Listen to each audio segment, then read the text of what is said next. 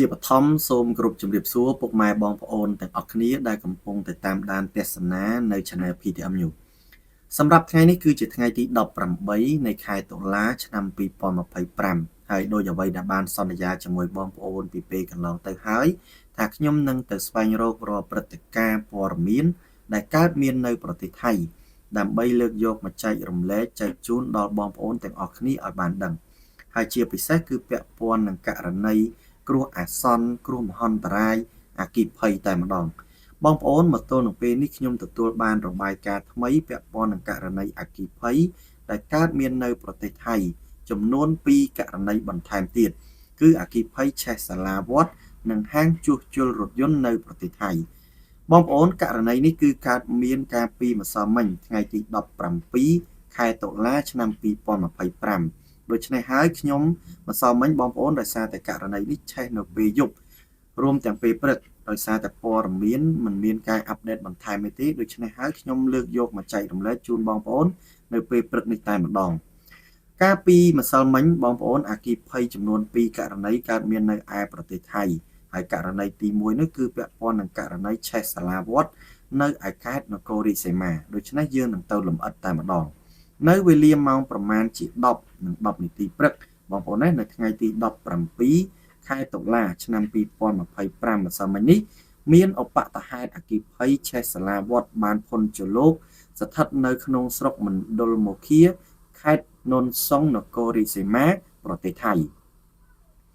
ក្រុមអ្នកពន្លត់អគ្គិភ័យបានប្រញាប់ប្រញាល់ធ្វើការបាញ់ទឹកពន្លត់ភ្លើងនេះជាបន្ទាន់ដោយចំណាយពេលរហូតដល់40នាទី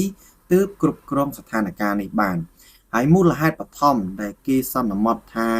គឺបណ្ដាលមកពីការធ្លាក់ខ្សែភ្លើងចាស់ៗដែលប្រើប្រាស់យូរឆ្នាំមកហើយទើបបណ្ដាលឲ្យគប់ពេលខ្សែភ្លើងបង្កជាអគ្គិភ័យឆាបឆេះនៅទីតាំងនេះតែបច្ចុប្បន្នបងប្អូនអាជ្ញាធរកំពុងតែធ្វើការស៊ើបអង្កេតពាក់ព័ន្ធនឹងករណីនេះបន្ថែមទៀតនេះជាករណីអគ្គិភ័យទី1ដែលឆេះនៅឯសាឡាវត្តនៅក្នុងខេត្តនគររាជសីមាប្រទេសថៃបងប្អូនចូលដល់ករណីទី2ជាករណីធំមួយដែរបងប្អូនណាជាករណីធំមួយដែរនៅឯខេត្តលុបបុរីវិញម្ដង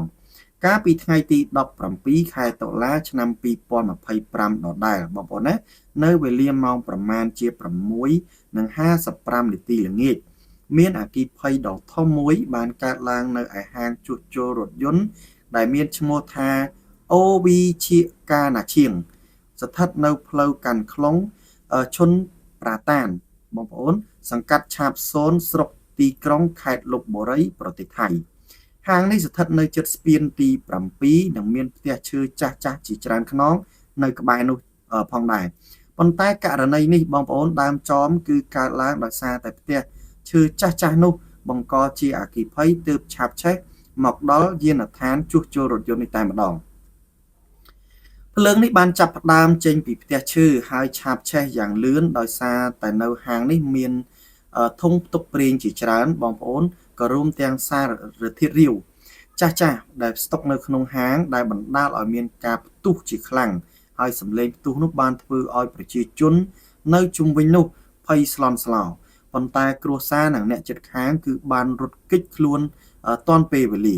ក្រុមអ្នកពន្លត់អគ្គិភ័យមកពីស្រុកទីក្រុងនិងតំបន់ជុំវិញបានប្រញាប់ប្រញាល់ដឹកនាំកងកម្លាំងទៅកន្លែងកើតហេតុនិងធ្វើការពន្លត់បងប្អូនណាយ៉ាងសកម្ម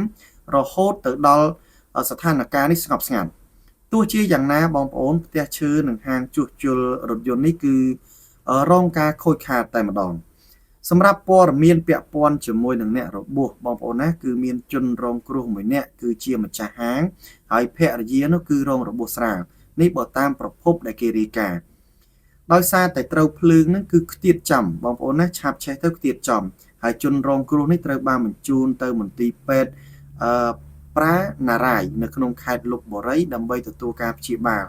ហើយស្ថានភាពបើគេសន្និដ្ឋានគឺមិនជាធ្ងន់ធ្ងរប៉ុន្មានទេ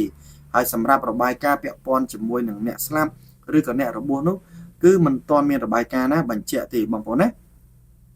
បច្ចុប្បន្នអាជ្ញាធរប៉ូលីសនៅស្រុកទីក្រុងលុបបុរីកំពុងតែធ្វើការស៊ើបអង្កេតពាក់ព័ន្ធនឹងអគ្គិភ័យនេះដោយសារតែការសន្និដ្ឋានពាក់ព័ន្ធនឹងអគ្គិភ័យគឺ បណ្ដាលមកពីផ្ទះឈឺបងប្អូនណាដែលធ្វើឲ្យអគ្គិភ័យនេះកើតឡើងហើយផ្ទុះសារធាតុរាវដែលស្តុកទុកនៅក្នុងយានដ្ឋាននោះច្រើនបងប្អូនអាជ្ញាធរកំពុងតែជូនដំណឹងទៅប្រជាពលរដ្ឋ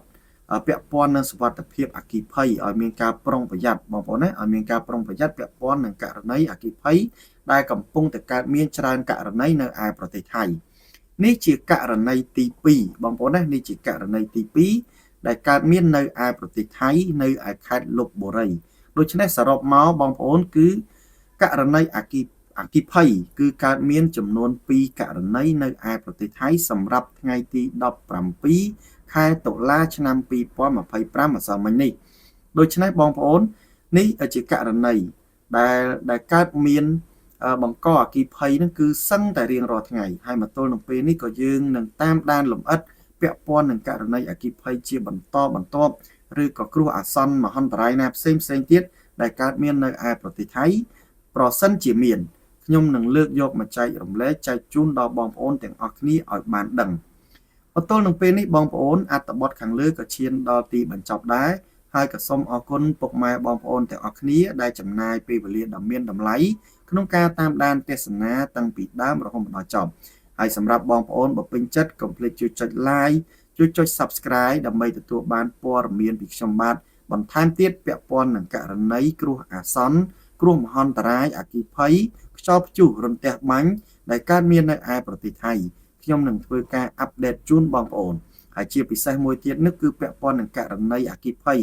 ដែលកើតមានបងប្អូនណាជាច្រើនករណីនេះមិនទាន់មានរបាយការណ៍ណាមួយបញ្ជាក់ច្បាស់លាស់ឬក៏របាយការណ៍ព័ត៌មានបញ្ជាក់ពីមូលហេតុមកវិញទេប្រសិនបើមានករណីណាគេអាប់ដេតបងប្អូនណាខ្ញុំនឹងលើកយកមកចែកជូនដល់បងប្អូនទាំងអស់គ្នាឲ្យបានដឹងបងប្អូនសម្រាប់ពេលនេះក៏ដល់ទីបញ្ចប់ដែរដូច្នេះសូមអរគុណពុកម៉ែបងប្អូនទាំងអស់គ្នាក៏សូមជម្រាបលាជួបគ្នានៅវីដេអូក្រោយបន្តទៀត